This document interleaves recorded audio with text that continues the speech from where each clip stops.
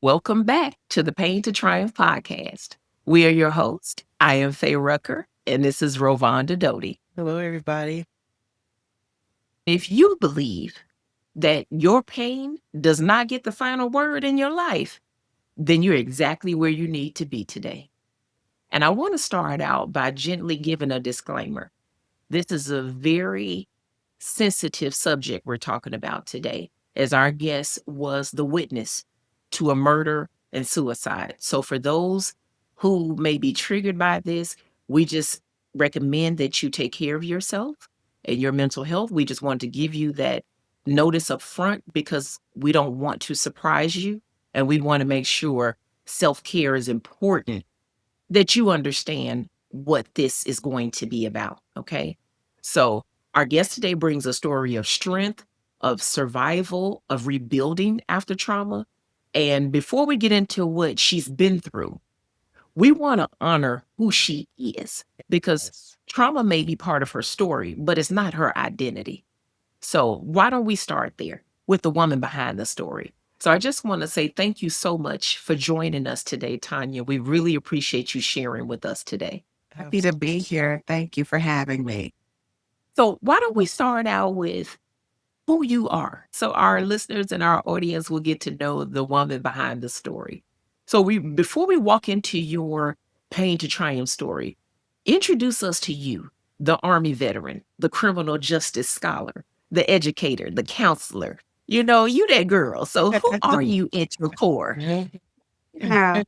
Well, at my core, I am a woman of faith. I am a builder of people and someone who believes that our lives are meant to help other people live better lives. So, yes, I've worn many titles: Army veteran, educator, school counselor, author, entrepreneur, but those are my roles. My purpose really is in encouragement and leadership and just helping people rebuild lives when life just doesn't go the way they planned. And everything that I do now, speaking, writing, mentoring, working with young people, working with women, all of that comes from a place of believing that our stories are not accidents. Our stories are assignments.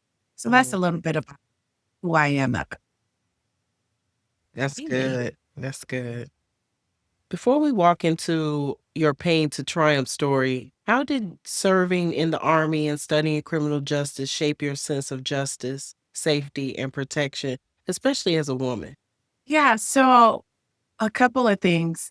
First, when I thought about the major that I was going to have in college, I thought, ooh, if we had somebody in our family that was in law enforcement, maybe I could be a help of my family. Or, that's kind of what I originally thought at 17, 18 when I was thinking about going. But what I learned in serving in the Army and studying criminal justice, it changed the way that I viewed the world. It taught me discipline, awareness, responsibility, and protection. And, not just physically, but mentally, emotionally, and I learned that safety is not something you assume. It's something that you pay attention to. I didn't get the nickname Miss Kravitz for nothing because I think it had a lot to do with Army and, criminal justice. And, that was a nickname that I was given. But I learned that you watch people, you look at patterns in behavior and all of those experience in the Army and studying criminal justice. It really made me very aware of trusting my instincts and paying attention to red flags. That really does protect me, protect others, protect the people that I love. That makes sense. Yeah, that makes sense. And I want to transition into your story. I want to just make sure that you have autonomy to give all the information you need to give because this is about healing and someone may be listening to this who can relate to it. But there was a moment in your life that changed everything Yeah. when you witnessed something no one should ever have to see. What do you feel comfortable sharing about that day? Yeah.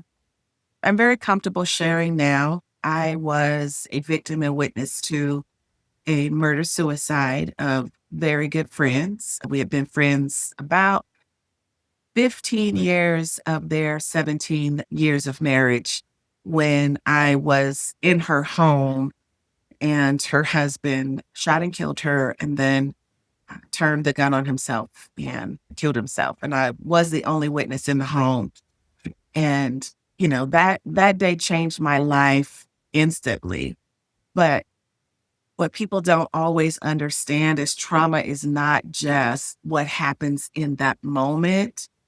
It's what happens in our mind afterward. It's the event that, lasts longer than those few minutes of when you go through a traumatic experience. It replays over and over again in your mind for months, for years.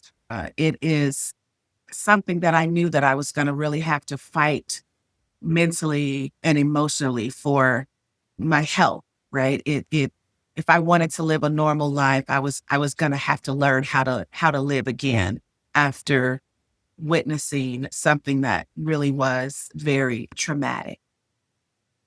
I have and I'm sorry, I have a follow-up question Yeah. because I want people to understand. You said these were friends of yours, both of them, Yes. Yeah. and Yeah. you witnessed him murder your friend in Mhm. front of you Mhm. and then turn the gun on himself Yeah. and kill himself. Yeah. Yeah. Yes. It was, you know, they were both our friends. We spent lots of time with each other, birthday parties, celebrations, holidays, things like that, along with other friends. And so this was not these were both my friends who I really wish that I would have had the opportunity to see both of them live. It was what seemed, like they were, a happy couple, which I believe they were at some point, but it had reached a point where she had made the decision she was going to leave. And I believe I found myself in the middle of, you know, that situation between the two of them. I happened to be in the home because she and I were getting ready to head to a conference and we were packing the car to get ready to leave. So it was early in the daytime when this happened. So it wasn't odd because both of them, he worked from home. She was home a lot. They had part of their business at home. So it wasn't uncommon for him to be home. It wasn't one of those situations that was hostile that we walked into. It just seemed like two, normal people. He was helping us. We were putting things together when all of that happened. Wow. And as traumatic as I can only imagine that was when trauma happens suddenly like that, it's it doesn't just impact the moment, it invades your mind. So walk Yeah. us through what were the days and weeks after that. Like walk Yeah. us through how you mentally had to process what you witnessed. Yeah. You know, Rebuilding is not just one decision. It's many decisions and it's deciding to get help. I couldn't do it by myself. It's deciding to talk about it, to keep going when you're tired. It's not letting the trauma be the end of your story. I mean, it means accepting what it is. It's letting go of what was. And I know that I found myself there a lot in the beginning saying like, I just want things to go back to the way they were. You Mhm. know, it's you find that it just really does take over everything. And having faith really did help. And it helped me to understand that for me, it was going to be slow, but also that it was going to be possible to rebuild. So you shared that you had to retrain your brain and kind of figure out how to deal with this because the images wouldn't stop replaying in your mind. Can you talk about what that psychological battle looked like for you? Absolutely. Yeah. immediately started counseling, and I had an angel that, because my brain, my thoughts were so scattered. It's like with all of my training, I should have known in my mind, I should have known like what to do right away. I should have known. It felt like I was already equipped for it. But what I learned is I couldn't do it on my own. And so through one of my friends and also through my individual counseling, I learned of something called EMDR. And what EMDR is, it's eye movement desensitization and reprocessing. I know how it's a big word, but basically what it does is because the images kept playing over and over in my brain, and if I could use my hands, stay to the right, right in front of me, I couldn't move the replaying of that event.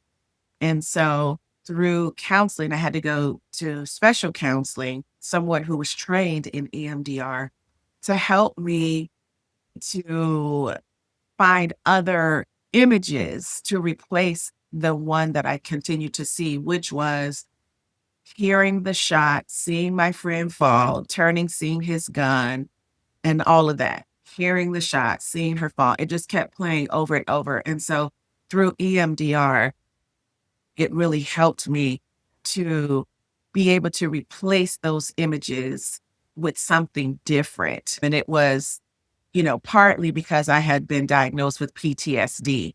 So I used it for my traumatic experience, but a lot of individuals who have had other types of traumatic experiences like eating disorder, substance abuse, panic, lots of other disorders could also use EMDR. It's a way to retrain in order to kind of remove the replaying of that trauma. That is so enlightening because I can imagine, like you said, at some point you realize I can't do this alone and I do need therapy. So Yeah. describe to us how the EMDR and just therapy Mhm. in general, how did it help the healing journey? Yeah.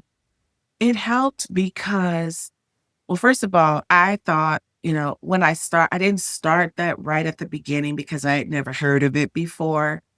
It was discovered in my counseling. It would possibly help me. And so it was something that I was just going to try. And I will say that it was not the easiest thing in the world because part of getting rid of it is you have to go through it and it continues to replay. So it was very exhausting and draining. And I was trying to go to work. I was trying to fit it all into my day. So I'm like, I need to do this counseling on my lunch break because, I have other things to do, husband, kids, and all of that. And I would try to come back to work after doing that extensive work with the counselor, and it was too much. And so I had to listen to my body. I was already struggling. So I had to find a different time to do it so that after we would go through that session that I would have time to close my eyes, rest, take deep breaths or take a long walk so that I could process what was happening. Again, because the visions kept playing over and over, and that's what happens a lot of times with PTSD, it was triggering throughout that particular EMDR because it was teaching me how to see things differently. So it was really challenging. Wow. So you mentioned you have a husband, you're married, you have children. I have a two-part question for you. Okay. So we're going to now pivot into how you rebuild after trauma. So, how did this trauma impact your marriage? And how did it affect your parenting? Did it change the way you protect or communicate with or show up for your children? Like, how did it hit those two areas? Yes. You know, I think that I was thankful first of all for my husband, and at the time he was away. I mean, he was a couple of hours away from me. And so I believe with my military training and law enforcement background and everything, I really sprung into action, and he wasn't the first person that I called. My brain went to, I need to spring into action about some of these other pieces that need to be put in place. I know my husband, when, somebody's going to tell him, and so he couldn't get to me right away, but I knew that he was going to always be there for me. It changed because I thought in the beginning that my husband was supposed to be the one to help me get through all of this. I laid a lot of it. Right. And what I didn't realize in the beginning is that trauma doesn't just happen to one person. It happens to families. And so my marriage was no different. My parenting was no different. And so everything was happening all at the same time. And it was very emotional for a while because I was processing all of it at the same time: fear, grief, anger, confusion, and being married, a wife and a mother. My husband helped me because these were his friends too, but we just experienced it differently. Mhm. We had never walked through anything like this before. So I can't go to my husband, my spouse, or, and this for anyone, your significant other, for them to help walk you through it when they've never experienced it before.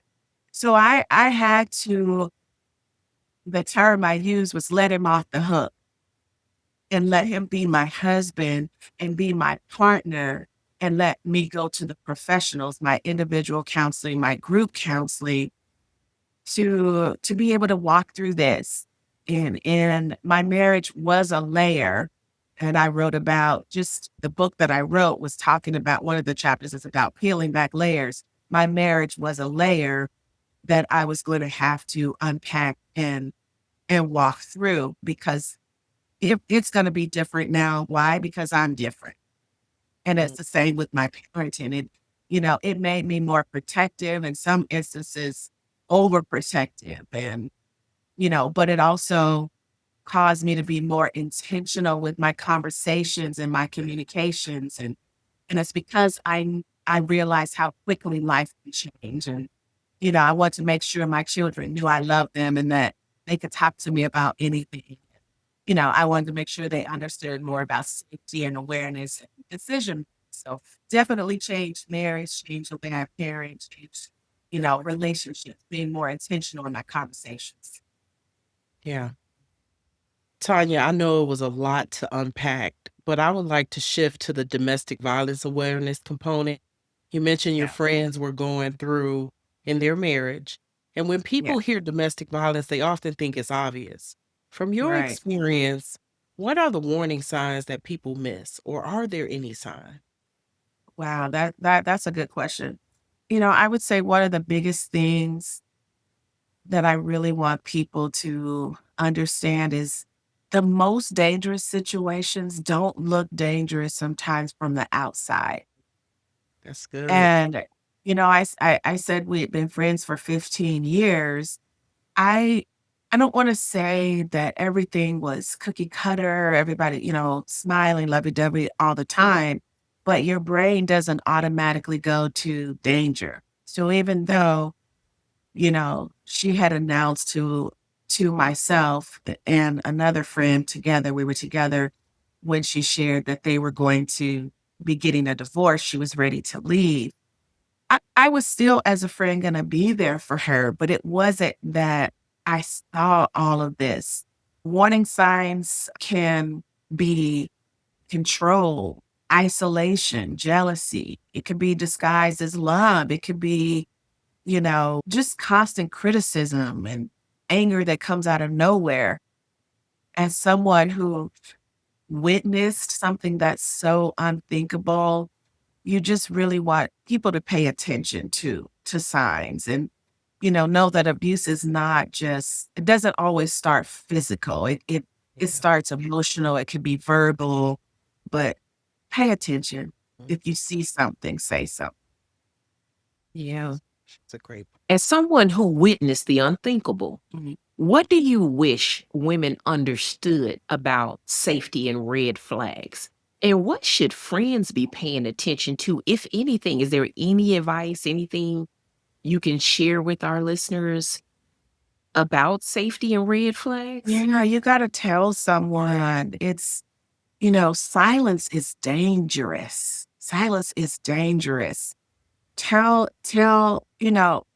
Again, we were friends. She never shared if she felt in danger. She never shared that with me. I'm not saying she didn't share with anyone else. She never shared it with me. But tell a family member, tell a counselor. If you are of the faith, maybe telling a pastor or just telling someone that you trust.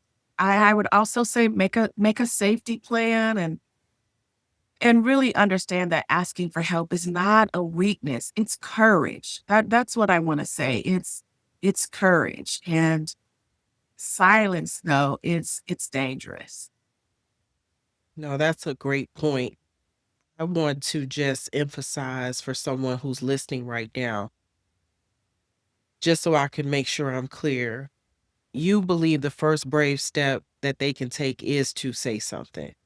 But what Absolutely. would a safety plan look like, Tanya? Yeah, that's gonna be different for everyone. You know, I don't know if my friend had one. I really don't. I know that she has a great extended family who loved her, who lived in lots of different places. And so that could be knowing where you can go, if you needed to leave suddenly, leave quickly. It could mean, having a bag packed already in case you have to run and go. A safety plan is going to, what do you call? There are organizations in states, national helplines, things like that. It's those types of things that can be part of your safety plan. I just know that it would be good if at least one person knew, or was part of that safety plan. That if you've told someone, if it's only you, it makes it a little more challenging. So that safety plan is going to look different for Okay, thanks. Amen. I hope our listeners are really taking this in, because it does take bravery, but having that plan is crucial. So let me just say this. I am so proud of you that you did not let this trauma define you. You actually let it refine you. And I see this awesome woman before me who is a published author, who is a public speaker. I mean, doing all of these amazing things. So tell me this, when did you decide to use your voice publicly to tell your story and to help other women? I don't know exactly when it happened. I know that I had to first accept that for whatever reason, the Lord said it wasn't my time to leave. Because a lot of times, in these types of situations, no one lives. No one lives. There's not when you hear about it, read about it, you hear that everyone, when someone has made the decision to commit suicide or commit murder, they don't always leave people. And so I realized that if I survived something that hard and learn how to rebuild my life, then my responsibility was to help others rebuild theirs. That's when I started, speaking more, started writing, I started more mentoring. I was already mentoring before, but I started to do it more. But now it was with more clarity, more focus, more intention. My messaging was now more defined into, rebuilding life and creating events that inspire healthy teens. Even in my my business class, I would have the an organization come in that worked with individuals who were rebuilding after going through, an abusive situation.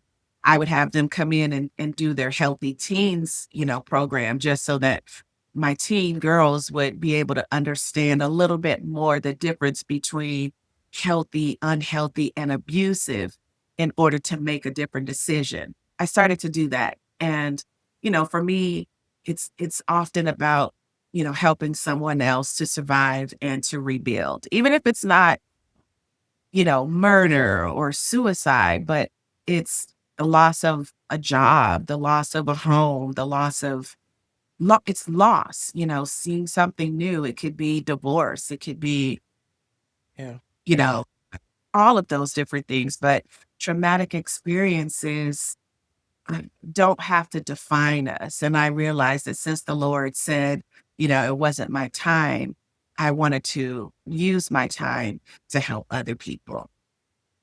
That is extremely powerful. I want you to tell us about your book, but I also want you to kind of delve into piggybacking what you just said was how did writing become part of your healing? And then, of course, tell us about the book you wrote from the experiences that you've had. Yeah. What's funny is I at the time of that incident, I had already I wrote one book and it was, you know, an inspirational quote book and everything. And I was so excited because we were going to be going to a conference. I had a bag that was packed with different journals because I knew we were going to have downtime. I was ready to write another book. I felt like, it was time to do something. And when this particular incident happened, I had a block and I could not write for weeks, maybe even months, because, my time, that's part of that, traumatic experience. I think I lost some time in there. So I don't know exactly how long it was before I was able to start writing. Yeah. But writing for me was healing because it allowed me to process my story. It helped me organize my thoughts and turn my pain into purpose and, for lack of a better word, triumph. I wasn't going to allow it to just stop me in my tracks. But when you write your story, when I wrote my story, it allowed me to take control of my story. You go from being a victim in the story to becoming the author of your story. And I learned that I was just telling my truth. I only spoke about how it impacted me. Mhm. I couldn't tell her story. I couldn't tell his story, but I could tell the story from how I processed that particular event. It was me rebuilding life after my traumatic experience. And so that's what I wrote about. I have it here, rebuilding life after trauma. And living in California, when I thought about putting this together to be able to publish to help other people, I Yeah. knew that I would be putting my anxiety, my PTSD, my depression. I was gonna be putting that on display, but if I'm gonna help somebody, I knew that I had to reveal it. When we wanna heal, we have to reveal. And I really thought that if I could put myself in a space of sharing that with other people, then maybe it just may help someone who might be stuck in their trauma. And so I wrote it as if it was a natural disaster because I felt like I went through a natural disaster.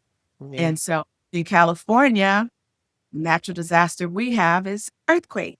Yeah. We have earthquake all the time. And so what happens after an earthquake is how I wrote the book. And I have just, some chapters in here on surveying the exterior damage, Mhm. peeling back layers, examining the costs, keeping good records of repairs, focusing on one rebuild at a time and expecting aftershocks. And all of those things, as I mentioned, with peeling back layers, I'm still peeling back layers. This was almost 16 years ago, ladies. And I still, you know, have those aftershocks that I talk about. It doesn't take me all the way back to the beginning, but I am reminded of some of those things because I am still peeling back layers, but I'm also able to live in where the Lord has me now in my life, in my family, in my marriage, in my job, and in the work that I do of helping others. Yeah. Wow.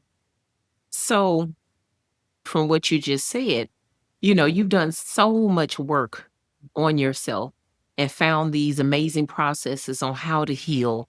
And now you lead empowered women's spaces. So in those spaces, what are you teaching women about reclaiming their power? Yeah.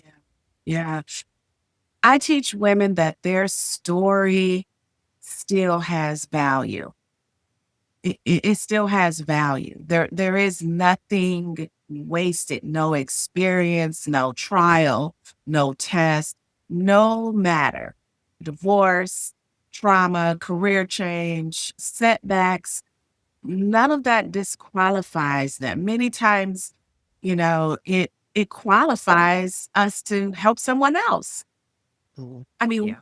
what better person to share about loss in certain areas and someone who's walked through it?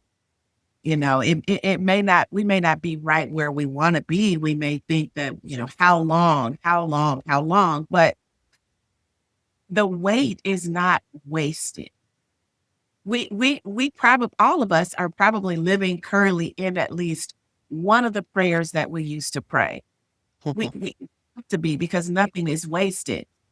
But I know that, as women, and, I don't wanna leave men out, but and we're talking about women, a lot of women lose confidence, they lose their voice, they lose their identity in trying to survive life. And I think, going back to one of the questions you asked me earlier about marriage, when the traumatic experience happened, I saw that I had lost myself in my marriage because I had been married a really long time even at that moment. I think you're 23 maybe at that time, or 25, I can't remember now, but we lose a lot of that. So I want women to reclaim their power. I want them to see that, they still have value, that going through it doesn't disqualify you. It really qualifies you. And reclaiming your power is really about standing up into your own life again. And, I'm still here. I still have purpose. I'm not done yet. And I want women to see that too. Yeah. That is phenomenal. I think when I just was hearing you speak, I think back to that moment when you're standing there and you're in shock, right? Yeah. And, you're maybe even your life is flashing before your eyes and you're thinking about the future or maybe even the past. If somebody's listening today who is maybe perhaps sitting in some level of still shock, the residue of a trauma, what would you tell her? Yeah. That it may be part of your story, but it doesn't have to be the end. Keep moving, keep praying, keep talking, keep healing. Because you know what? At any moment, God can shift Yes. what what you're walking into, what you're waiting for. God can turn, any situation around. As you can hear, I am a believer. I love the Lord. I could not have done any of this without him. But your life is not over. The chapter is not the end. It is a chapter. And though it may at times be hard, it's not over. And so that's what I would say. Yeah. I was just gonna say this one thing. I think that's where we wanted to just highlight pain to purpose. Like, Yeah. being women of faith ourselves, we just know we don't desire to see our fellow man, whether it's a woman or a man, stay stuck in the pain, in the Yeah. trauma, the shock of what life can serve up. So Mhm. I just have to say again, I thank you so much for just being willing to tell your story. Yeah. Thank you for having me. Mm. Thank you. Amen. And I am listening to you, and it just keeps rolling through my mind that when the incident occurred, you said you guys are packing up a vehicle, you were in the garage, and he came out and shot her and shot himself. And I know it had to be something where you were like, "Oh my God, am I going to die today? Is he going to shoot me too?" But the Lord saw fit to spare your life. Mhm. And you're here today to tell your story. If you could speak to the version of yourself from that day, the woman standing there in shock, just seeing her friend murdered and her other friend, like, we don't want to forget he was your friend too, Yeah. commit suicide. Yeah. What would you tell her? Yeah. So with us being in the garage, it was like lunchtime. She had a nonprofit organization and we were heading to Las Vegas for her conference. And, he was helping us pack the car and everything. And, I was trying to make myself invisible. In the book, I share a photo of the image that was brought to me. I had an image of an angel holding me in that moment because when he shot the gun, it literally went behind my head. Oh, because she was to the right of me and he was to the left, and it went behind me to her. And I have an image now. That the image in the book, he's fine, y'all. This angel, he's got muscles, and that was my vivid imagination. That was in me in the moment. But he had gone into the house and locked the door because we were in the garage before he shot himself. But one thing that he said to me, again, I did say he was my friend. He said, "I'm sorry." I don't know why he said that to me, not until, I get to see my Lord and Savior. May I find out, or I may never know why he said, "I'm sorry." But he went inside and then he shot himself. And so, it was all of that. So if I were to, talk to a younger version of myself or tell myself something from that day, I would tell her, "You're going to survive this." Mhm. But also, Tanya, you're going to cry. Sometimes you're going to be afraid. Sometimes you're going to feel broken. But one day, you're going to help other women rebuild their life.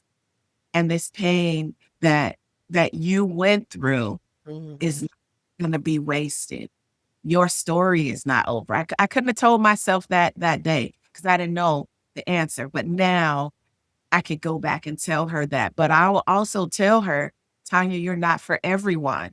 Not everyone is going to understand. And that's okay because you were made to walk the purpose that God set for you, the path that God set for you. So don't get hung up on the people that you're not for because you're not for everyone." And that's something that I would tell her. Yeah. Well, for anyone rebuilding after trauma, what one truth would you want them to hold on to? It ain't over till God says it's over. Healing Hey. is possible. Okay. God can turn them struggles into strength and Yeah. your purpose. That's what I would tell her. It's not over until God says it's over. Yes. That's Amen. amen. That is powerful. And to all of our listeners, healing is not always pretty, Right. and it don't have to be, It doesn't have to right? be. Yes. It's not always quick, but it is possible. Mhm. And sometimes the bravest thing you can do is take that first step towards Absolutely. support. Yes. Our guest has shared several ways in which you can pay attention to red flags. You can have a safety plan. You can do things to protect yourself. Mhm. So, to our guests, first of all, thank you for your courage, Yeah. your transparency, your voice. I mean, you didn't just share your story, you created space for someone else to start theirs. Yes. And I hope so. You can do it. Absolutely. And to our listeners, if this episode spoke to you, if this is something that maybe is familiar to you, unfortunately, or something you've made it on the other side, don't keep it to yourself. Share it with someone. It took bravery and strength for Tanya to come on the show today and share this part of her journey in her life and to share all of the amazing things that she's doing now. This is a clear example of why Pain to Triumph exists Yeah. because we don't want to just bring you the painful stories, but we want to show you the victory on the other side. So if she can do it, then that means you can do it. That's So what we're going to do is make sure we put all of the links to her books, to any of her websites or the things that she's doing. So if you desire to reach out and be a part of the movement and the vision to help women regain their strength and their power and make it through trauma, we're here for it. We're a resource as well. So we just want to make sure we're going to include her information, and if you'd like to get in contact with her, please reach out to us on our website on paintotriumph.com. That's paintotriumph.com. And in the comments section, put that you want to get in contact with her, after you enter your information, and we'll make sure to connect you with her. Okay? So until the next time, everyone, we love you all. We hope this helped. Be blessed. Be blessed.